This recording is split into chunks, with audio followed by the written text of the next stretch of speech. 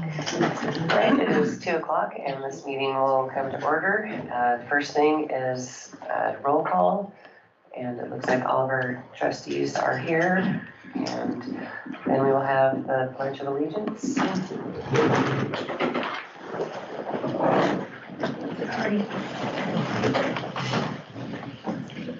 I pledge allegiance to the flag of the United States of America and to the republic for which it stands, one nation, under God, indivisible, with liberty and justice for all.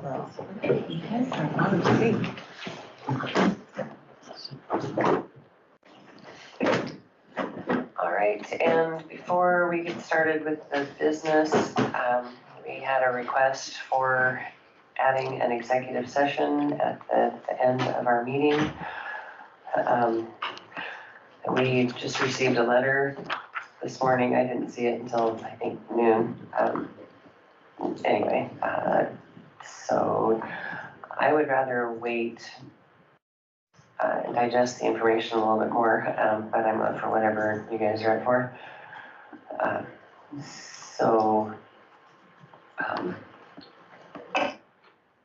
Yes, Trustee Robinson. If you're saying have a special meeting for that executive session, I'd be for that. Oh. It was requested for at the end of this meeting. Right. Okay. Oh, I thought you were saying you wanted to digest it. Oh, I would rather. Yeah, But I'd rather it has wait. been. Rather wait. Okay, so we have 3 rather waits. So it sounds like if I had made a motion to amend the agenda, it would have failed. So we will move on to our next item of business, which is discussion on COVID policy and director's authorization for unilateral COVID action. So I move. Hold on, I still have the floor. I move that we rescind the COVID policy and any authorization for the directors to implement unilateral COVID action. As of March 1st, so the motion is that we rescind the COVID policy and any authorization for the directors to implement unilateral COVID action. So as of March 1st, the CDC has new guidelines for COVID and they've removed the isolation thing and just said that after 24 hours, they said just like the cold or flu, after 24 hours, you should not be contagious and there's no need for the isolation thing. Other discussion? Trustee Blank? What was the problem? Just that we had a policy?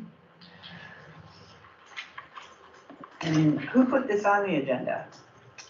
We, as a board, discussed it back in November and agreed by majority consent to put it on a future agenda. And it's been on a couple of agendas. And anyway, so the problem is that, I have excess policies. One of the longer standing trustees has said that it is outdated and that there's just no point in having all these policies that are no longer applied. Trustee Hammond? Just a question. When a policy is rescinded or put away, are they retained somewhere so that we need to dust this off again and update it someday because the communists have put out some new flu on the street? So how does that, what happens to the old policies? Is there an archive of sorts? Would staff like to answer that?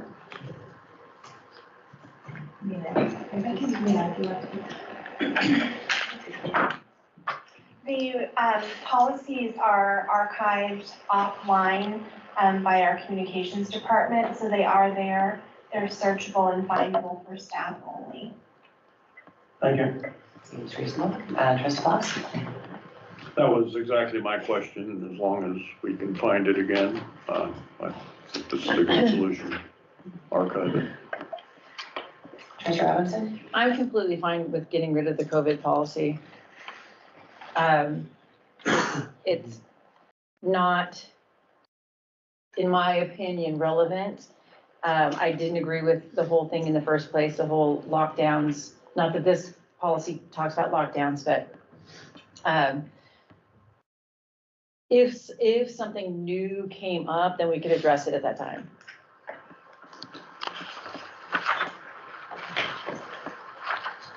Okay, without, if there's no further discussion, we'll go ahead and, yes.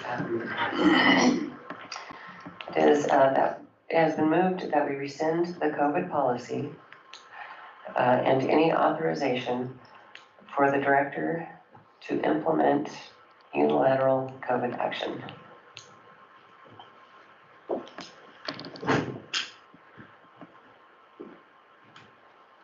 Got it all? Okay, I guess okay, go ahead, Trustee Robinson. I do, now that I reheard the motion, so if something horrific came up, pandemic wise, what would that fall under policy wise? Would it be the director still has that emergency action under a different policy? Or would the board have to get together to come up with something? Staff like to address that? My understanding is that the board would need 24 hours to declare an emergency and have a meeting. Mhm.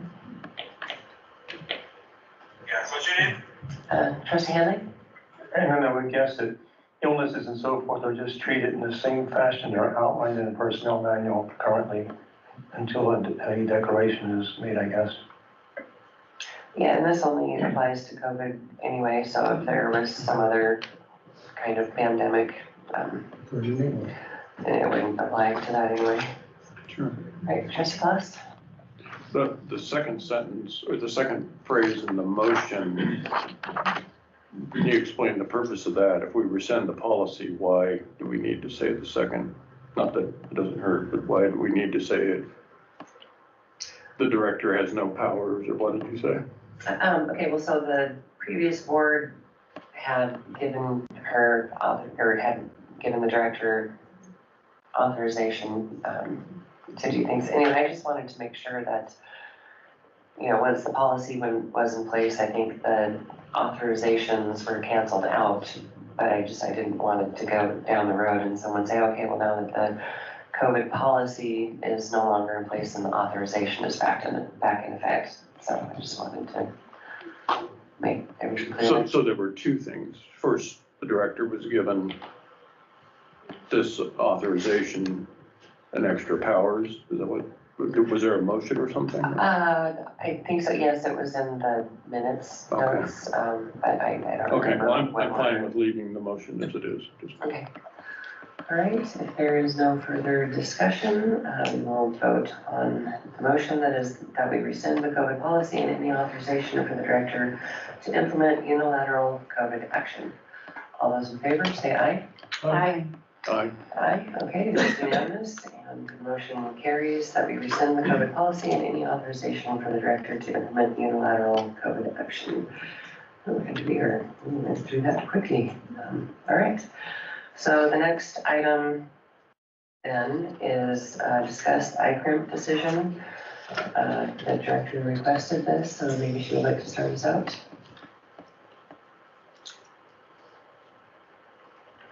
Actually, I would be more comfortable if legal counsel would handle that.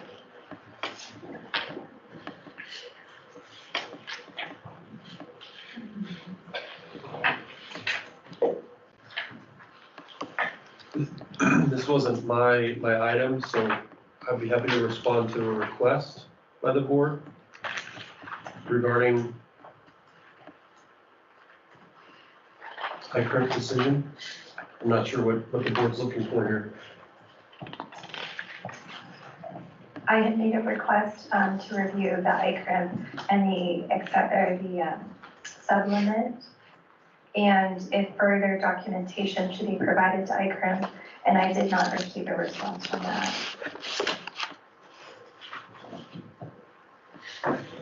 Trustee Allen? If it's relevant, excuse me, for this particular line item, does it appear right now that the insurance is going to cover restoring both facilities back to 100% normal? I don't have a definitive answer for that. I'm still putting together the Post Falls collection value for business and personal property. It will exceed $200,000, maybe near $300,000 once that's done. We still have not begun construction and we have not done demolition. And so there's additional items that may be discovered. Trustee Boss? Is the heart of this on page 31 of the ICRIM policy, item 7 under, this is. Put your mic on. Oh, I turned it off. Item 7 under specific conditions applicable to property insurance provided. It's on page 31, pipes or fitting failures. And they describe what they cover, the maximum, and they refer to the table. Is this the question, or is this part of it? We were initially told that our limit was about $6 or $7 million for Post Falls, and then it was reviewed and reduced, citing a specific sublimit for pipes. There was some extenuating circumstances, obviously the freeze and some weather-related issues, and so I asked legal counsel for a review of that, and I just wanted to make sure that the board was fully informed.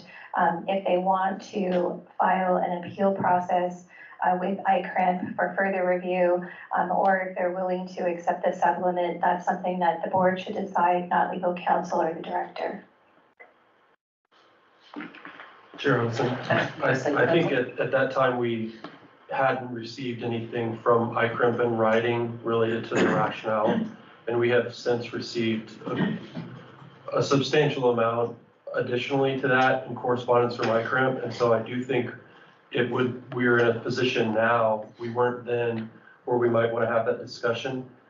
I'm not currently leaning towards recommending we take any action on that end, but it would be a good opportunity to discuss it if you would like. So we can bring in the correspondent from the adjuster and have that discussion.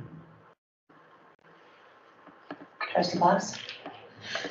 So I read this and, I don't really see where we have much of another case. It's damage to property resulting from pipes or fittings. Well, it's not fittings, it was pipe failure. And then it's listed as pipes or fitting failure, 1 million per occurrence. So I wouldn't want to go try to make an argument with them about that it wasn't a pipe failure. I don't really know what we would do. Might be wasted time, is what you're saying. Yeah. Trustee Robinson? But wasn't there something in there about, there's one thing that it's considered pipe failure, but another thing if it's weather related. So wasn't there two different aspects to the way the insurance company could categorize it? So if so, because if they categorize it in a way that we disagree with, then there would be a reason to, challenge. Jonathan, Yes. and this, I would recommend that if this discussion, at least the initial phase of the discussion, you want that to occur, or suggest it goes in under the executive session provisions, which specifically allows the board to communicate with the risk manager of the public agency or the insurance provider to discuss the adjustment of the claim. And that would allow us an opportunity to, formulate a path forward without causing any type of breakdown in the relationship. That's what I would recommend. Maybe add that on the special meeting or put it on the next meeting where we can get the adjuster to call in or be present.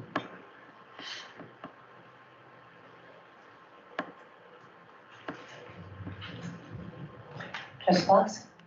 I think the original was thought that it would be flood. There's flood type 1 and type 2. I don't think it was a weather related, but I don't think this was a flood. Anyway, I don't think it's gonna go anywhere, but I guess if others wanna pursue it. Trustee Blank? Is there something in the policy that says, if it's weather related, all bets are off? Does anybody know that? If it's weather related, does anybody know anything about that? No.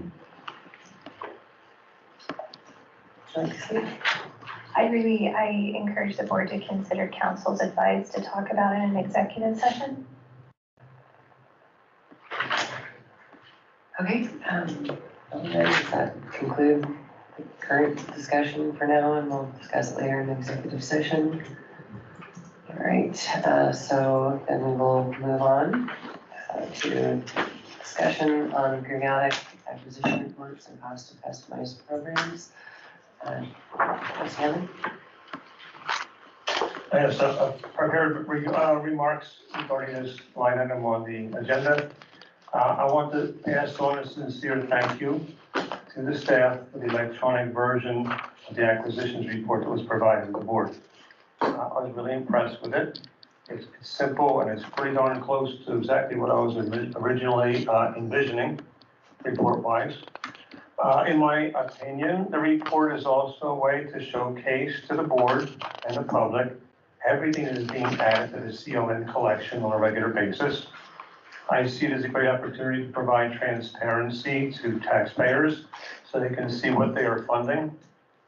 And the report also enables the senior staff and the board to monitor compliance with Idaho statute. And I believe this is a responsible way to mitigate unnecessary litigation with regard to material harmful to minors. Also, the director's CON report memo to the board was very helpful and descriptive. It explains some library jargon, ensuring that we, at least speaking for myself, I understand the library system language and terminology. It also included several questions to the board via memo, again, from the director. One of the questions was, how does the board want audiences defined? Speaking for myself, I'm fine with the broad definitions that were provided for each audience. Those audiences being preschool, primary, pre-adolescent, adolescent, and adult. I don't think it's worth the time to have to refine these at all. I'm okay with them right now at the moment. Another question that was presented to the trustees from the memo was, does the board find it acceptable to list shelving location with the key? I'm not sure what that means exactly. Or does the report need to list an audience? Again, speaking for myself, I'd like the audience field to be added to the, as an extra column on the collection report for each line item, not as a separate tab on the Excel spreadsheet. I think it'd be much easier to manage the document that way. And then the last question, I believe it was regarding COHA and the CIN. For me, given the Excel report that was provided, I don't see any need for changes, cost estimates, or special reports at this time. I see no need for customized programming whatsoever. I was very happy with the Excel sheet. If we can take that second tab and put I believe it was the audiences over to the regular report. And wrapping up, should the other trustees agree, though, I would still like to see a list of all the data elements or fields which exist within COHA and the CIN for any given line item. And this way we can determine if any of those provide value to the board and should be added to the periodic report. I don't believe, again, for myself here, adding another column or more data is likely. I think I'm probably happy with what we got. And again, finally wrapping up my commentary was, thank you for the initial hard copy that was provided, rather thick one, I forget how many pages that was, and then more recently for the electronic version. So the only two things I'm asking for in here is adding a column with the audience into the same report. And then I would like to see what data elements are contained within the CIN/COHA, because I'm sure they're not all visible to the general public. Thank you. All right, just Wallace. For myself, I'm very pleased with this. I don't think it's necessary to add this is a key on the second tab, but all the pre-adolescent begin with JU, I've got it on the screen here, all the, preschool, everything else is E, A, and then there's YA for adolescent, I guess young adult, and then there's JU for pre-adolescent. Unless it's broken down anymore, maybe the staff can answer, or some of the JUs put in different shelf location where maybe some are in a closed off area, or some of the JUs in someplace different than the other JUs. That's why I don't know if there's any information in shelf location besides the JU. But otherwise, these items, I did a search on alphabetical, and I just reversed it, Z to A, and I got all the YAs right here, and I can sort them the way I want. Then I've got all the TE for teens, so I can get what I need just by doing a sort on column A. But I just would like to know if any of these, if there's any subgroups of the TEs that are in different shelf locations, or if any of these are in different shelf locations. Thanks. Mr. Robinson? This is information that this trustee will probably never really even look at, because I don't even understand why we have it or why it's been done. If there's a book, I would assume if there's a book that you're wondering if the library has, you could just search the catalog. So I have no opinion on adding or taking away fields, because this has no value, in my opinion, for the board. Trustee Hammond? If I understood the discussion by trustee Plus, I would like to see the audience up there, because I don't like to have to interpret that, let's just say scan along there different, give me one that's easier. Let's say, here we go, a story time book, okay, what does that equal? And then you have to go to the tab and look it up. I think we were already told in a memo, a macro can be done where you can say this equals this, and let that column be populated, instead of giving me or the other trustees or anyone else the work of having to go back and forth. Data's there, it makes it easy, and it'll be a single one page, meaning one chart, one table rather, a list with all the information available. And so we can sort it and slice it and dice it, as they call it in the past. The shelf location basically is a subset of the audience. And so that's more, we'll call it micro data, and then the macro data will be the audience. And so I see having both of those on the same tab here, anyway, same document, much more helpful. And beyond that, I think I'd be totally satisfied with this product, this report. Trustee Claus?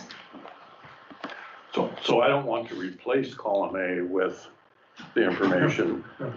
You would maybe want to add Yes. a column Yes. between A and B Yes. that had the other. I don't know the difference between teen NF and teen IC. Fiction, nonfiction. Nonfiction.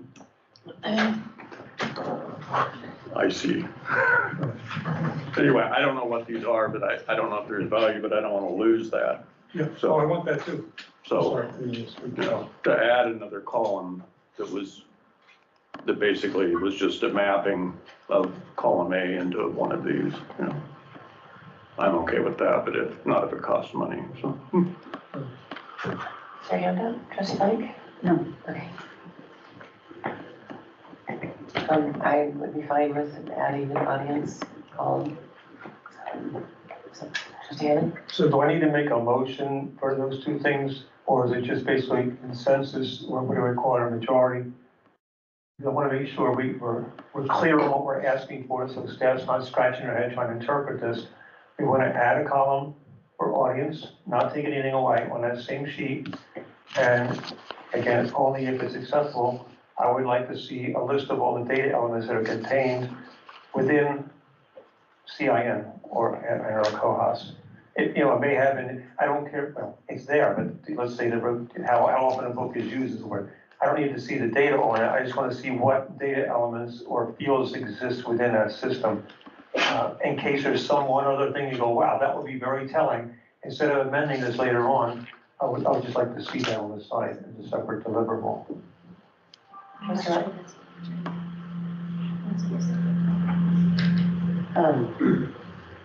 Well, this is discussion on periodic acquisition reports. You just asked for all the data points in iOS.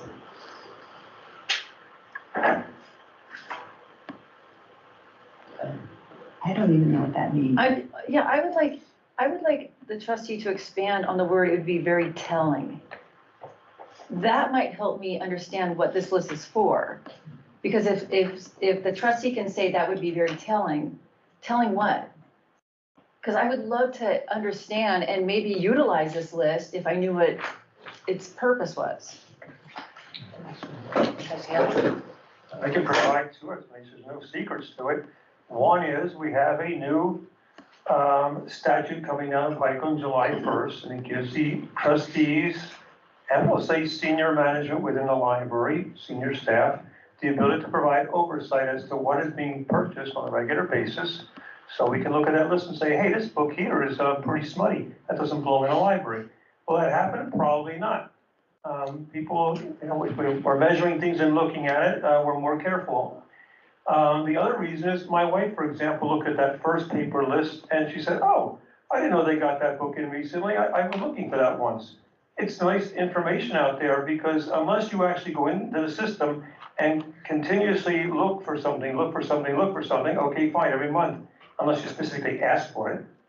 Well, it's nice to say, hey, here's a list of new books coming out, or not coming out, they are. They've arrived in the library and they're now cataloged. So I think it's got two purposes. One is for monitoring, basically compliance, no different again, as I said last meeting, no different than an audit. We have financial audits that are done, not because we think that the library staff are a bunch of crooks. It makes sure that they're doing their job properly, that's all. And no different with this report here, where it's basically an audit function to see what's going on in the library. And instead of hiring an auditor, he can be the auditor, as we'll call it, or the public. And the other reason is it's an easy tool. Other than the newsletters that come out, it might feature 2, 3, 4, 8 books, whatever it is up here. It's the latest things we got this month. But it looks like we might be getting about 1,500 new pieces of material each month. Well, it's nice to see what they are. So I think it's good to showcase where we're spending the public's money. So there's no secrets, at least that's my intent for this report. Trustee Robinson? So just to be clear, and I never thought there were secrets, just to be clear, it's a list of books. It doesn't, you can't see, like when you pick up a book, you open it up, on the back, it gives a summary of the book. So it's not like somebody's just gonna look at this book like, oh, I didn't know that book was there. So I just find the explanation a little bit odd. So I still don't understand why this list is necessary. Trustee Boss? So one question I forgot that I did have, and video games reminds me of it. Is there a field available that isn't here that says how it's classified in the minor's card? I'd like to know on these teens and young adult and video games if, which classification of minor card they are. And we must have that because we're making those classification. Can that column be added?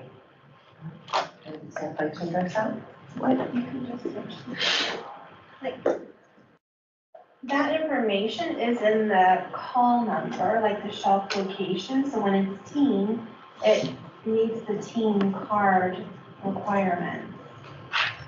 So all of this information is already in the catalog, so by us having to create a report, you're asking us to regenerate the entire catalog when that data already exists nicely and cohesively in an online format. And what you're asking for is already listed in the shelving location. Like, I keep hearing repeatedly that shelving location doesn't matter or I don't care, but that's actually super important because that's how you decide who gets access to what based on their library card. So we can't just keep saying it doesn't matter. It does matter. It's the basis of our collection. So, Trustee Bobs? so you're saying the minor card graduation steps are what these words mean, teen. Teen is one, it's all of them are in one shelf location and they're also accessible by the card. Yes. Is there any subset of it? I mean, what is there's teen, I guess, series, teen nonfiction, are they all in the same shelf? Okay, so it's there, that's fine. What about video games? Is there any such thing as video games for, for teens and video games for youth or I don't think video games are classified, are they? They should be. I don't want to give the incorrect answer, but we have different age ranges of games because there are going to be ones for little kids and the more mature ones. So I would have to find that out.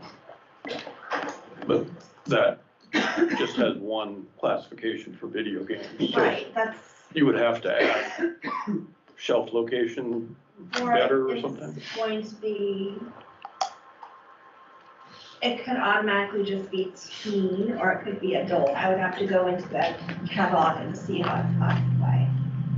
So maybe it's not being classified right now is what we're saying. They're just classified as video games, but I would have thought, of course, these are all Dimity, maybe they're all, but I don't know if there's any other kind of video games than what's shown here.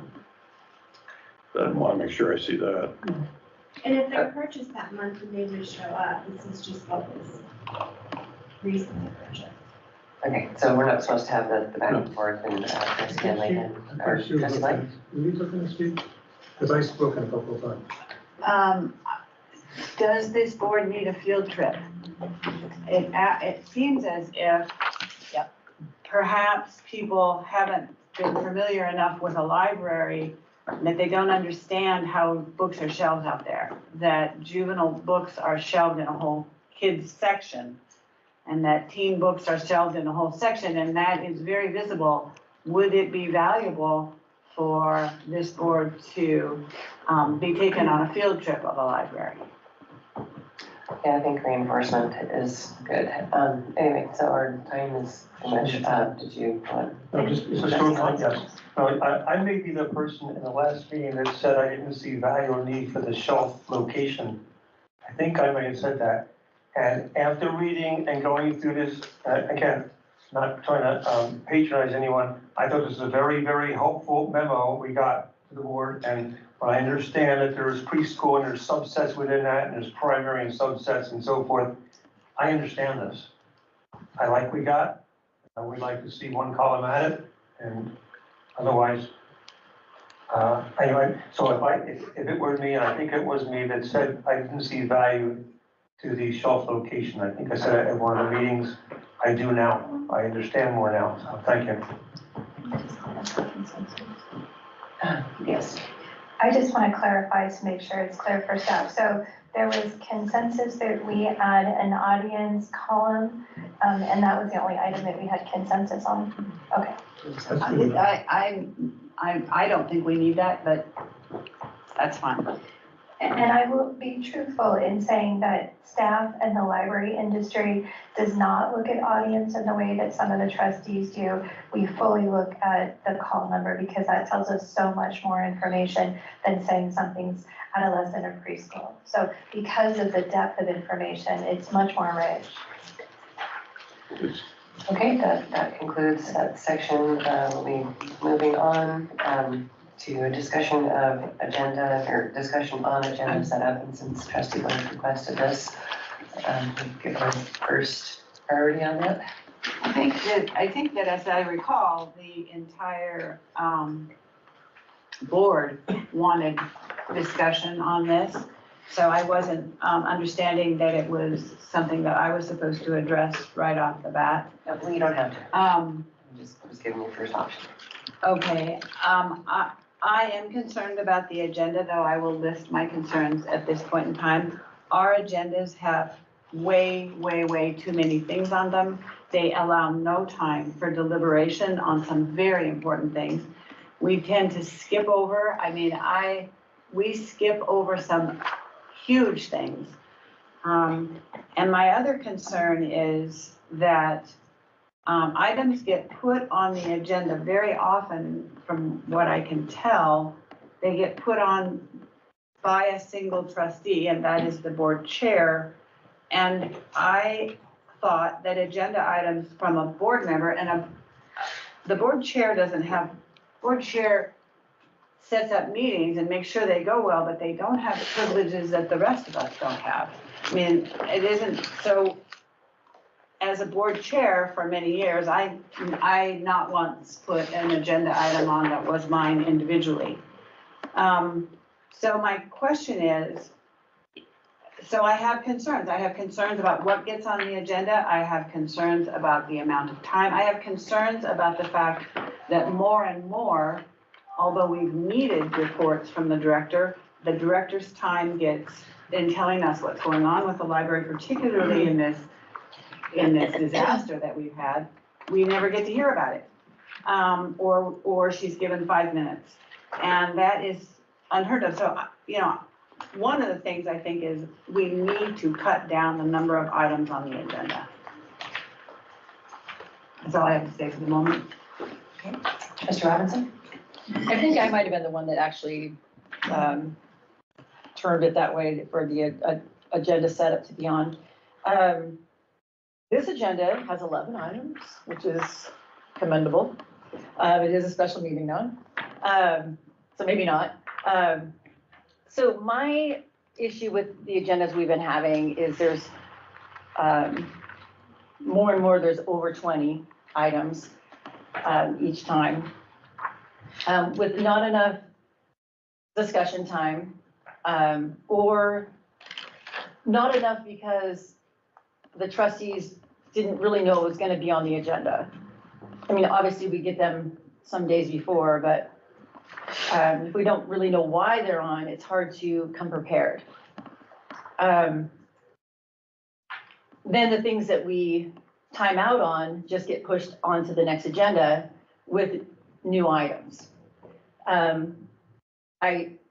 This is germane, but it's a side note. There's certain policies that have been on the agenda for a year now, and it's ridiculous. And now that there's actually a new statute that just went into effect, that would be the time to bring that newly revised policy back on to the agenda. Like, hey, we need to address this. But we've been digging around with a policy for a year that never got anywhere, and it's been pared up and pared down, rewritten and then taken away. And now it actually needs to be addressed because there's a new statute. So yay that we are going to talk about it today, if I'm still here for that. I also would like, we talked about this last meeting, and I'm not saying, why isn't it on here right now, but I think it's very important to have at the very end of the agenda, a list of agenda items that are in wait, that a trustee had maybe requested, but there's not time yet to do it. But to see the list of agenda items that are wanted by trustees, or for instance, the policy for retention. And I know we've started it. So as the director said, the fact that we started it is good enough. It shows that we're, goodwill towards that. But to actually be able to see the list of agenda items that are wanted by trustees or staff, but don't have time to be on the agenda, it keeps you focused on who's first in line, or not who, but what's first in line. And it obviously could be adjusted as more important things come up. Yeah, okay, I was gonna say, I'm not sure if that's really appropriate for this, we have already consent, majority consent to discuss that in the future. Oh, but it's not on this, so I was No, we wondering how we haven't discussed discussed it oversight. So this is just agenda setup. Well, I don't know, I mean, it does have to do with it, but we've already agreed I to believe discuss it everything- in the future. I believe everything I said had to do with the agenda. So, And the agenda setup. Okay, so, and as far as the number of items on the agenda, a lot of those are just really standard items like call to order and pledge of allegiance and adjournment and roll call. And so that does, make it look like there's a lot of things, but I mean, those are, some of those pretty minuscule. And I disagree for the reason, our agendas are clogged, I believe, because there has been, very deliberate efforts to obstruct the will of the majority of the board and to drag things out, asking the same questions over and over again that have already been answered. And anyway, just diverting the attention of the board, sidelining us and misdirecting. And so, I mean, if we could all just who is this give our sorcerer honest- that's doing all this? If we could all just give our honest feedback, I think, and work together, I think that we could get through a lot more things and we wouldn't have the same things on the agenda over and over and over for like a year. So, Trustee Blaine? Are you suggesting that you don't want to hear minority opinion? Because that, you're saying, going against the will of the majority, that would be a minority opinion, which is part of parliamentary procedure in terms of a robust debate. So are you saying that what you would like to hear is everybody have the same opinion? No, not at all. I was Okay, not even then remotely thinking or saying that. That's how it saying is- came across to me. Okay, what I was saying is that it seems like there's deliberate Can you efforts give me an to, example?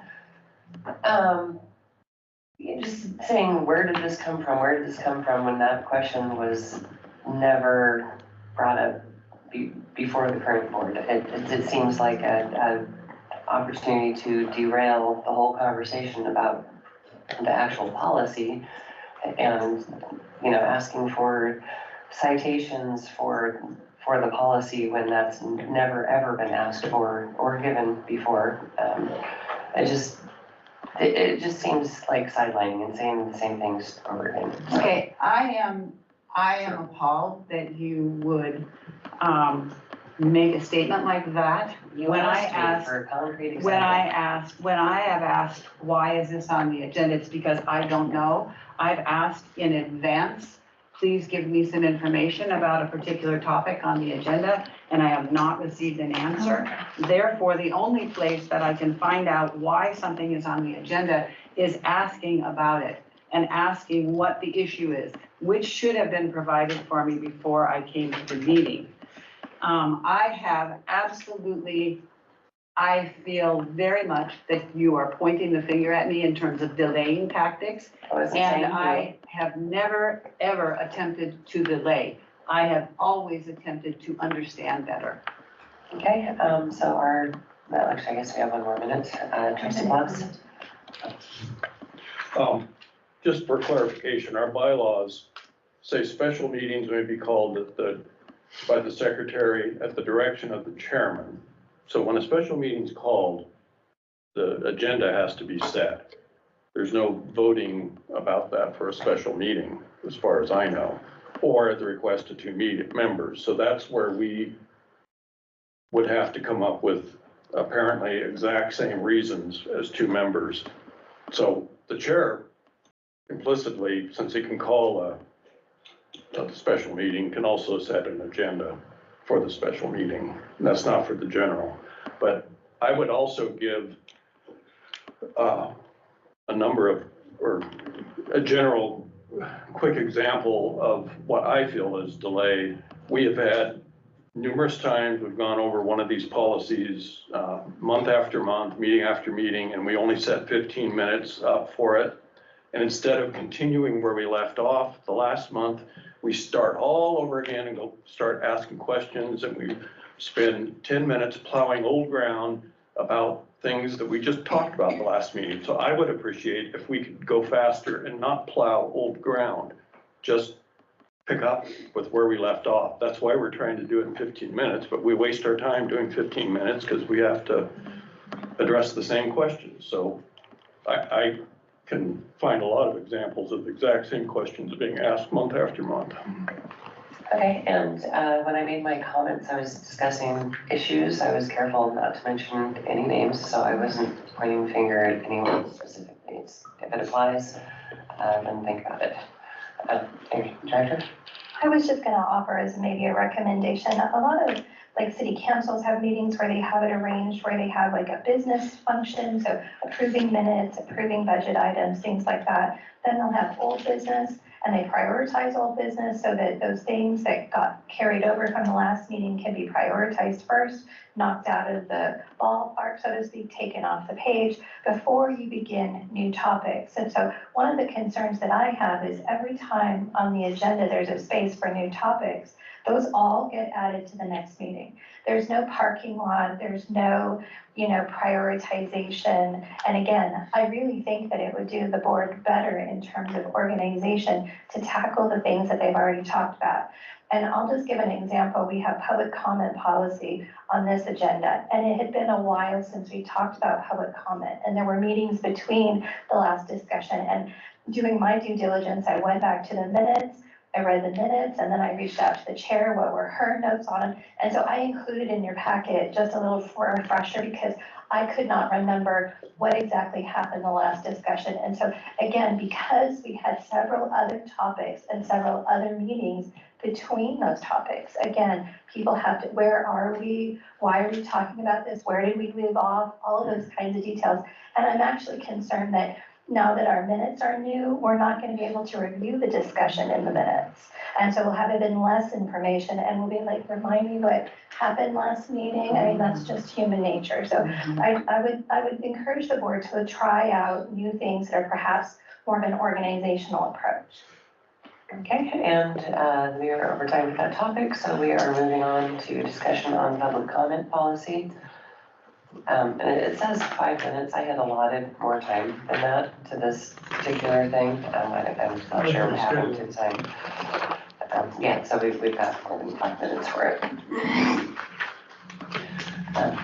Actually, before we get started, I did want to remind everyone that at the March meeting, I had forgot to announce that we had consensus, but we did have consensus. Robinson liked the first paragraph, Hanley liked the second, or the last 2 paragraphs on page 1, and then Blank said, why don't we just take everything else out? And we did have consensus on that. I just didn't announce it, so without objection, I'm announcing it now. I would just say I'd be concerned about doing that. It wasn't taken in the notes and it wasn't interpreted by staff in that manner. So, I mean, you guys can talk about it now and do consensus, but I don't agree with that characterization. Okay, well, I rewatched the video, but do we have consensus on that now? Should we just knock it out? Yes. Okay, so we have 3 people. We officially have consensus to take out all the other red optional paragraphs that were not previously mentioned, which is the first one and the second, or the last 2 on page 1. Keeping those and getting rid of all other sections. Is it clear? Oh. I'm not clear. Okay, so we're keeping the first one for now. No, the red optional ones. Okay. So the first red optional one is okay. Starts with members of the public? Yeah. And then the last 2 on that page, we're keeping. Last 2. What's last one? Last one. The Or last. was it? I thought, Hanley, I thought you said the last 2. The last 2. Okay, So last 2. can you give the last 2, does it start with out of respect and Yes. then the use of posters? Yes. Yep. And then all other optional ones are removed. What about that last on the second page? Is that in? I assume that she meant that as well. Okay. And all other options. So we are down to just 3 options for that. Oh, I thought you would just leave those in and we're good. No, Are we paring it down no, further? we're process of Oh. elimination. Yeah, they were all proposals, I believe, Yes. suggestions. So, All right. Trustee Henley? So are we discussing then any one of those ones there? Because, Actually, I had one that I thought kind of encompassed the others. Yeah, I say we knock it out.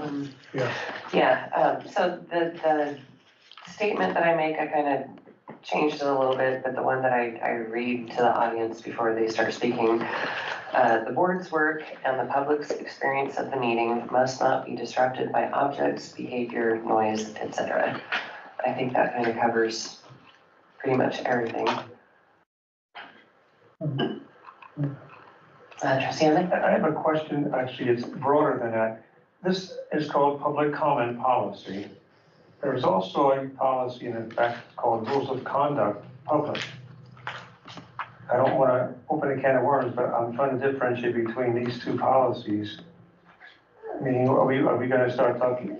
I'd have to hear what you proposed again on that, but I feel like there's a public comment policy, but we're mixing into this conduct as well, and then there is an existing rules of conduct policy. It's in effect, it was dated May of 2021. So I'm just making sure we're not mixing conduct into public comment policy where it doesn't fit, that's all. And I don't even remember what you said you're proposing for this particular change. Thank you, Trustee Blank. Are the rules of conduct for using the library Yeah. in Yes. full? Okay, So- this is public comment. This is a very discreet, small thing in here. And so I don't think that there's any problem with the overlap. okay. Okay, I'm sorry, who's next? Trustee Bloss? Well, this one, no personal attacks from audience or members will be tolerated. That one's always bothered me. That is talking about the audience. We're talking about people standing at the microphone. Isn't that what this policy is? Public comment, people standing at the microphone. So, putting up posters, blocking view, people speaking out from the audience, disrupting. I don't know if that belongs here or if it belongs in this other policy. I had a question on that too, but I think that the public comment policy is saying you have something to communicate to the board. This is when you do it. So it just kind of corrals it. But from the audience members, I would rather that say no personal attacks or from the speaker, The presenter. the presenter, because I think it's kind of like you're not talking about the speaker anymore. The speaker can do what he wants, but the audience can't. So I would rather this be really clear that everything here is about the speaker. Well, the speaker is also part of the audience. Well- I'm sorry, Trustee Robinson. Oh, yeah, okay, yeah, I'm not gonna, sorry. The thing is, the public comment policy has nothing to do with the other policy that the trustee brought up. So I hope everybody's clear on that.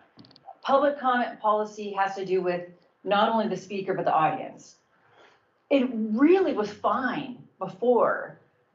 It was only that one meeting that there was a big issue with the signs, and I'm the one that brought it to the board, and I'm starting to regret it because it's a simple solution. We haven't had any problem really since.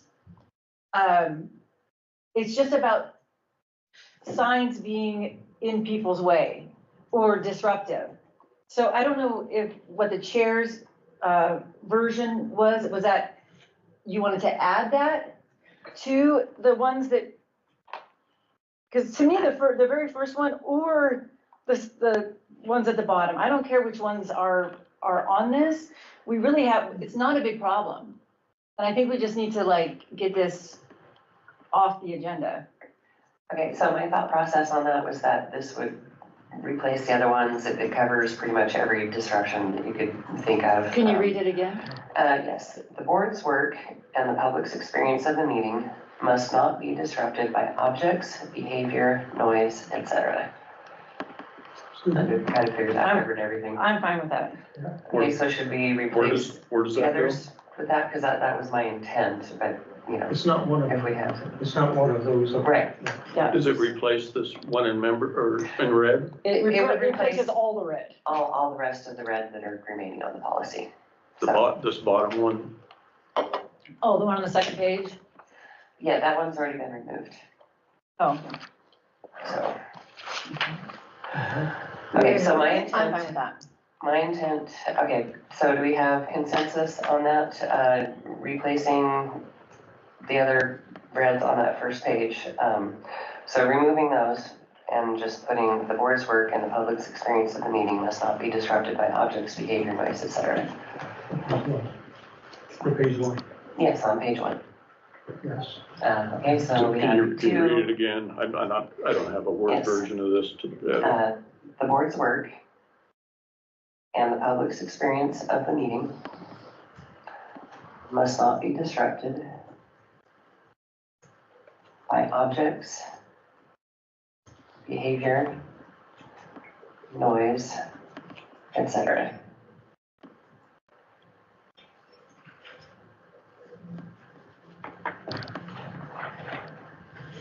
That's right. objects noise. Oh, wait, I'm sorry, hold on a second. Objects, behavior, Behavior, noise, etc. Okay, So- got it. Does that, so if a person is holding a sign that has something on it, but they're holding it in their lap and they have something on it that somebody doesn't care for, is that considered a disruption? I wouldn't think so. Because, yeah, I'm concerned that, we would be stepping on First Amendment rights if we're not careful. And then I have a second question. This members of the media are welcome at the public meetings of the Board of Trustees, is that stay or not? That's been removed. That has been removed. Why was it removed? Because you said, to remove all the other options, I didn't say that. I didn't say anything. back in the March meeting. I agree, that wasn't consensus, and you just heard all of us say what was removed, what was removed. If you read, it wasn't clear. Yeah, All right. Okay, then we'll discuss that individually. We really would like to just knock this out today. Sure. Okay, so do we have consensus just to replace the remaining red options on page 1 with the one that I read? I'd like Yes. to make a change. Yes? I'm going to abstain. Trustee Fox? I'd like to clarify objects by just saying objects blocking view.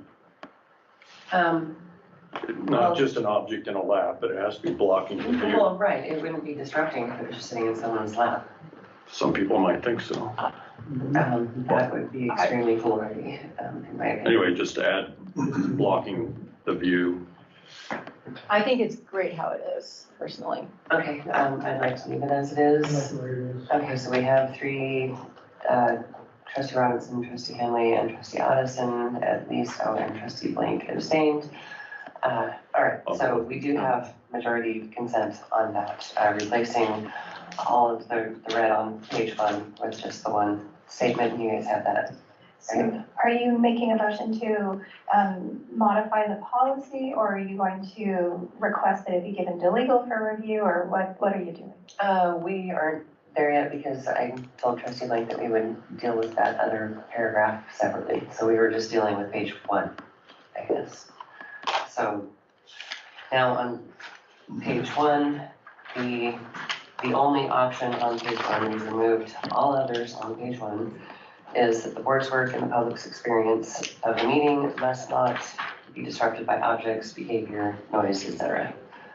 And this first one was removed, add All red, already. all red on the first page is gone now, except for the one that we just had consensus on. Okay, so now we will go to page 2 and hopefully knock that out too fast.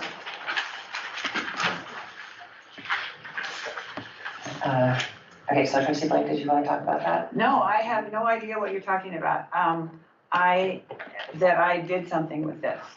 I have no idea. Okay, well, we redid it anyway at this meeting, so, all right, so Trustee I just Moore? wanted to know if it was in or not, and if it was taken out, why? Because I have it, I just put a few minutes ago add it, because I thought we were adding it in. I thought so too. So some people several people around this table thought we were adding it in. And now it's being told to us that we're not adding it in, so I'm not sure what the issue is. Adding, what, I just was adding that one statement that I made. All the What? rest of the red is gone off of page 1. Okay? I thought that you were talking about the last red on page 2. Where it says Members of the media are welcome at public meetings of the Board of Trustees is the paragraph I thought we were talking about right now. Okay. Is yes, that right? That's what we're talking about right now. So do you want to keep it or remove it? I have no, I'm not necessarily voicing an opinion on this. Is it being added or removed? Okay. I don't know. I don't understand. I would like to remove it and then Why? send it to legal for review. Because I just don't think that it needs to be in there. But, okay, so Trustee Robinson? So since it is in red, was it added kind of recently-ish? And now, instead of it ever actually being on here, we're taking it off? Is that, oh, he says yes. Trustee Turley? The best of my recollection, we took this policy and we gave it to staff and asked them to try and do their best to accommodate the objectives that were initially brought up by Trustee Robinson. I think that's where all these red ones came from. And then we agreed at another meeting last time to get rid of most of the red ones on the first page. And now we just got ourselves down to all of them and we added your sentence. I believe the red on the second page is probably also something that was added by staff. Recommendation wasn't added, but it was a recommendation. And so that's my understanding as to where this came from. Yeah, that was my understanding as well. So I would like to remove it. I don't think it addresses the sentence. Anyway, so we have consensus on removing that? I'm fine either way, because there's no issue. If an issue arises, then we can revisit. Okay, and Trustee Blank, you're nodding? I don't care. Okay, so is there another? Okay, Trustee Plus, last comment? I think part of the question at the time was, we never made any provision for media. Are we setting up a place for media, which we seem to be doing, or are we saying media can only be there, or can they be anywhere? And then the other part was they were getting blocked by signs. Yeah, that would So if be- we don't accommodate media, I'm okay if we just go forward and see if it's a problem. But if it's going to be a problem again, we still need to add something, I think. Yeah, I would like to address that at a different time. So yes, remove it now. Okay, so we do have consensus on removing the final red paragraph, members of the media, and the rest of that. So then I think it's done and we should send it to legal for review. Trustee Blake. In my opinion, what needs to be done with the policy now that we've made these changes is to type it up as changes that were discussed today, send it to review, but then before we vote on it in full, bring it back as a complete policy. So that people can see exactly what they have done, and that is the way we have always done it in the past. So writing it up and sending it to legal and then having it come back for a final vote to make it an official policy is what I would think would be a good way to do it. Okay, could we maybe have it sent out to the board and if there's no objection, saying that, yeah, this is what we understand the policy to be. If there's no objection, then I'll just send it to legal. Would that be acceptable? Like we agree?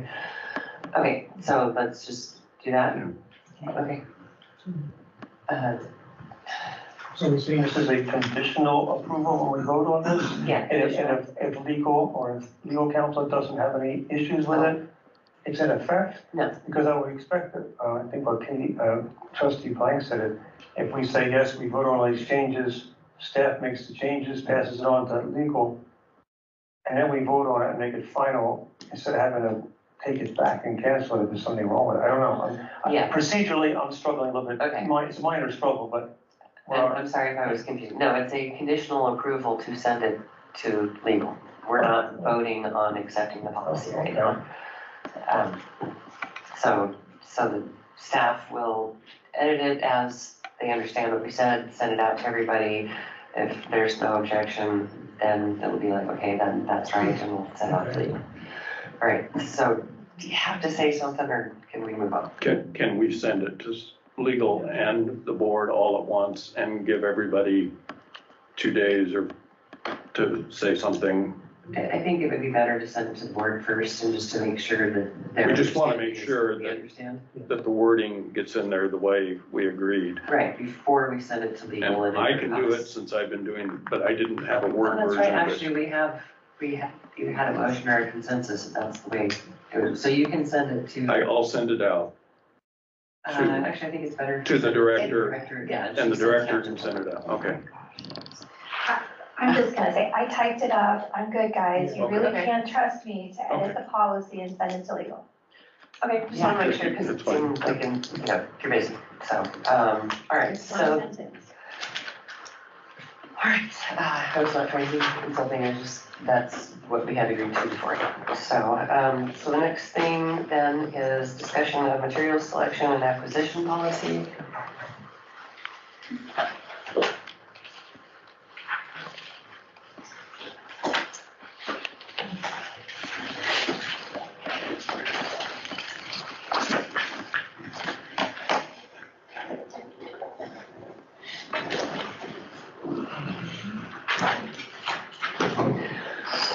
All right, so back in February, we were discussing that the staff draft had a section that I really liked, so I would like to add that, and I have altered it a little bit, just added a few words that I thought would make it better. So, let's see, and where did I want to add those? Is this what we're working on? So just a minute, let me finish my thought. I would like to add this to page 2, in between the second and third paragraph. Can I ask a question? Yes. Can you please tell me which draft you are working off of? 418, Is it the 418 one? Okay. that's what came with the packet. Well, that's where we were last. That's where we should start. There's Okay. still undecided things on that. Okay, so but I just wanted, it's the draft of dated 4/18/24. Is that Yes, correct? Okay. yes, the material selection acquisition policy draft, because that's the only draft that we are now working on for But material selection. sure, everything in the square brackets were things that we couldn't decide on, that we agreed to, we started to discuss, but we shouldn't, we need to resolve those before we go doing, making more changes. I don't have any red on mine, so. There's merit to that, but also I had brought this up in February, so we never did resolve that either, but I can wait on mine, that's fine. I think the red is like. I like saw red, that, yeah, that, on the first page. Your colorblind. So what are you talking about right now? The second page, you want to insert what? You know what, actually, I guess I'll just wait on mine and we'll resolve. Well, what we were- I can grab it and put it in here and we I can think kind of look at it all at that's- once or something. Um, don't you well, go Okay, ahead. so what did you want to resolve first? All of these that are in colored in square brackets, we talked about adding, but we ran out of time. We never have finished this one about the material if it's been damaged or, but I think other than those things, we were done. But you've got another one now that you want to add. Okay, so I guess, we'll Why don't just- we do that and just do all, and look at it all at once the suggestions are in there? Okay, so I should add mine then? Yeah, that's okay. So I'll read it, Is it one I can copy right out of the staff hybrid? you could, but there's a few words that I added. So I'll just pass this out. Share. Oops. I'll read this and then pass it down because I don't think I gave it. Anyway, so on page 2, in between the second and third paragraph, It looks like it's on page one. Oh, This is the staff version here, I think, where you get this from. I think I was looking at an old one. So where should this be? It's on page one, second paragraph. I think. Well, it's a little different. Yeah. Is it this? No, I don't think that's, This I one, was actually, I wanted to add it on, under selection process. So it would actually be on the third page. Sorry for the confusion, everyone. So I'll just read it out loud for the record. What I wanted to add there was protecting children aged 0 to 12 years from explicit and potentially developmentally damaging sexual content is a serious consideration for the entire community, library board, and staff. For that reason, non-sexual nudity may only be included in the children's collection, which is geared for ages 0 to 12, if it is mild and innocent in nature, and the material was specifically written and geared towards a very young audience, and doesn't contain nudity representing those who've gone through puberty. No graphic, visual, or written depictions of sex will be included in this collection. So,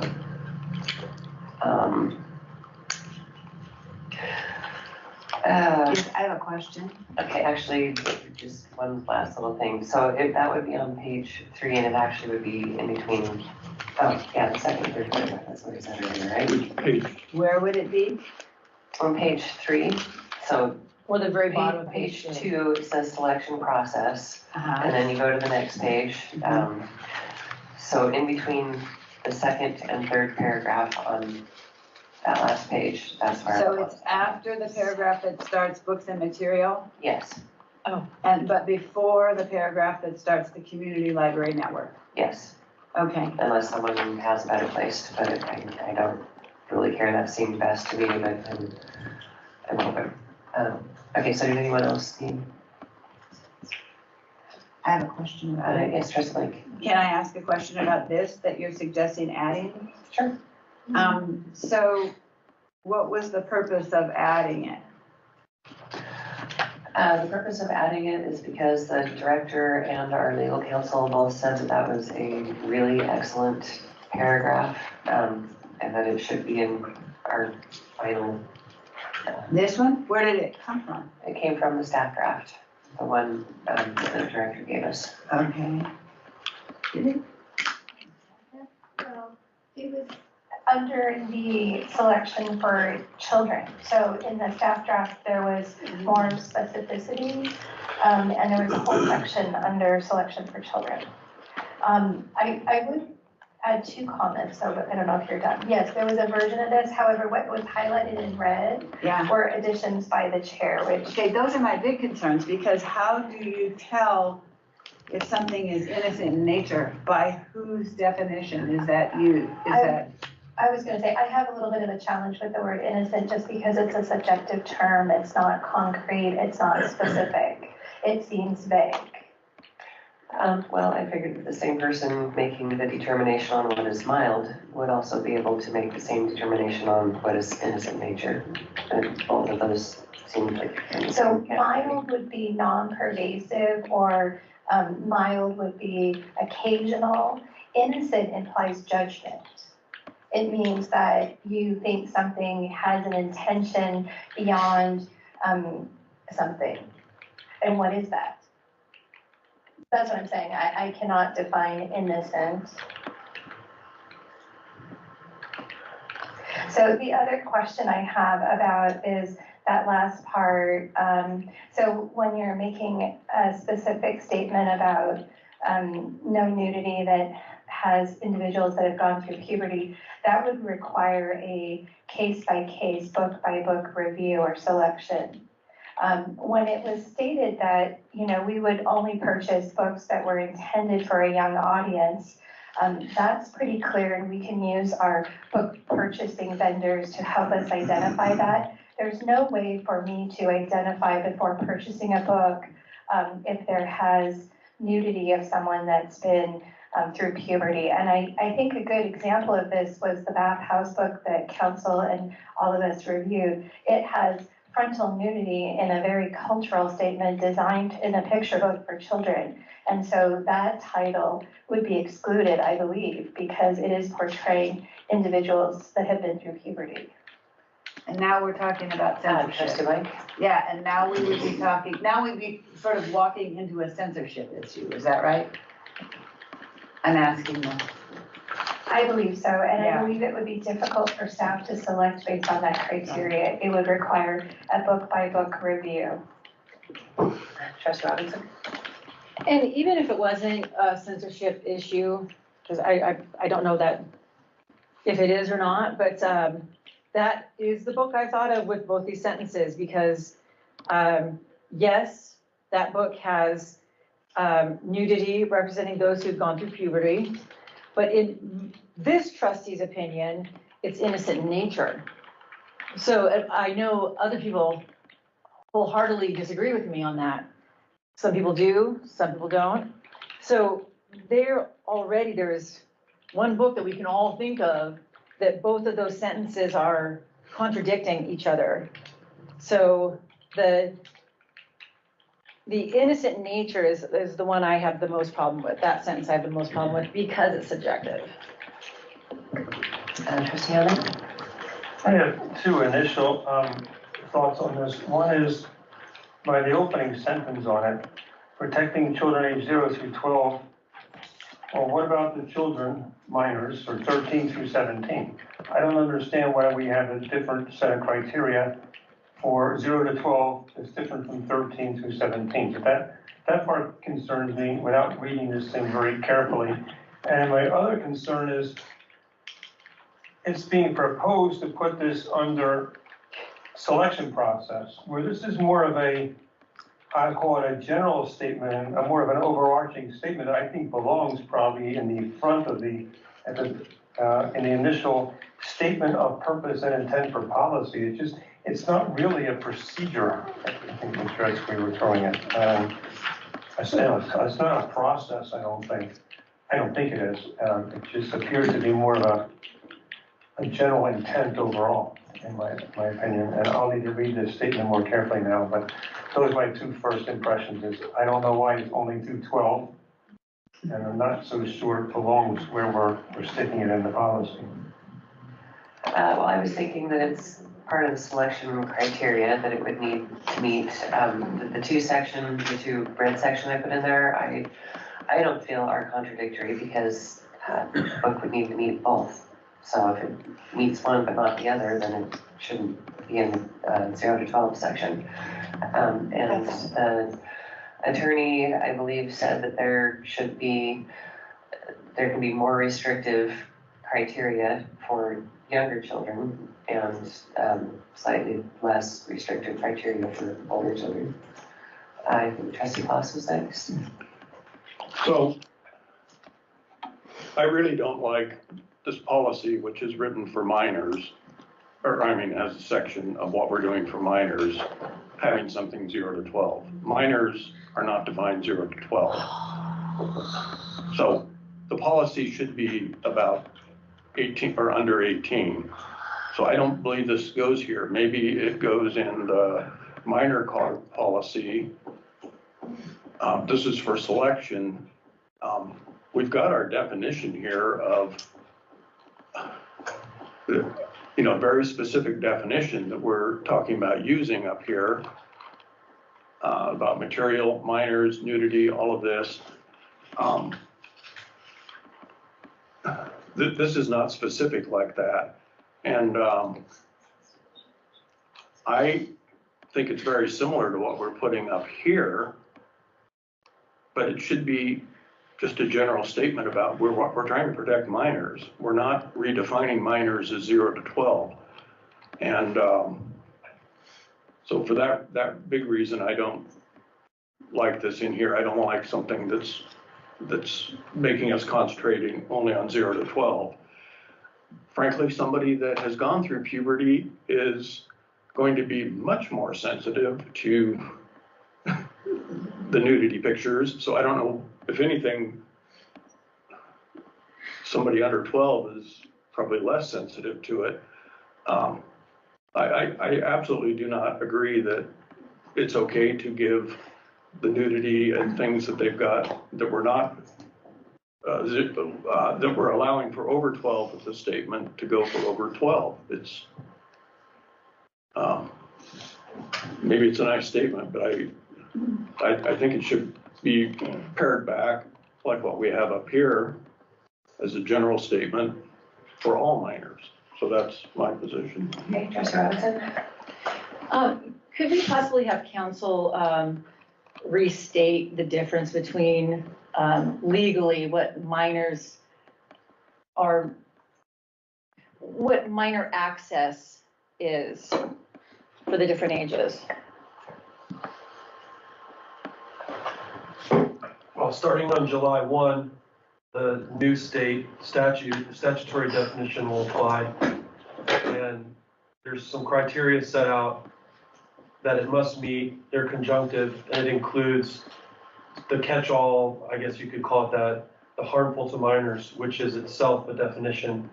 Those definitions incorporate the latest pronouncement from a federal constitutional First Amendment perspective related to what obscenity to minors what will constitute obscenity to minors, and the sphere of First Amendment rights, liabilities, obligations, and things like that. And so, to be clear, my position has never been that acquisition allows the library to be more restrictive from a constitutional perspective. It allows the library to have more discretion on making purchasing decisions, and a lot of that rationale is tied to the budget, the money related to the taxpayer monies in the district, and the local community standards. But any of the constitutional protections that are built in to what's obscene for minors is going to likewise apply on the acquisition side as well.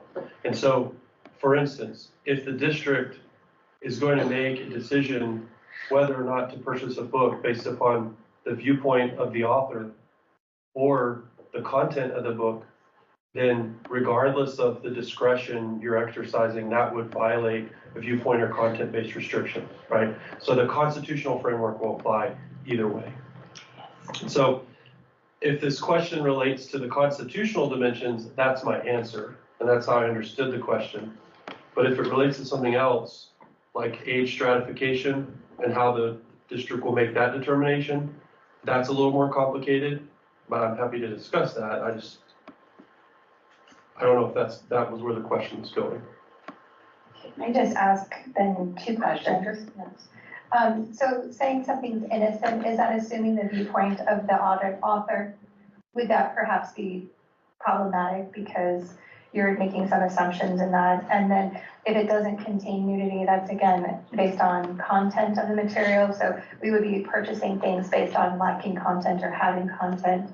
So these additions, would you have any comment in what you said in terms of what the board is specifically discussing? Well, I don't think that it's facially unconstitutional for the district to prohibit nudity that's defined in the policy in a certain way, as long as it doesn't violate the constitutional prohibitions. Innocence is a word that trends towards a viewpoint-based determination. And so depending on how that word is defined, and I was looking up Merriam-Webster while we were discussing it, there are several definitions of that word that could lend themselves easily to a discriminatory animus, but it wouldn't necessarily require that. And so we'll have a facial analysis we need to do, and then we'll have an as applied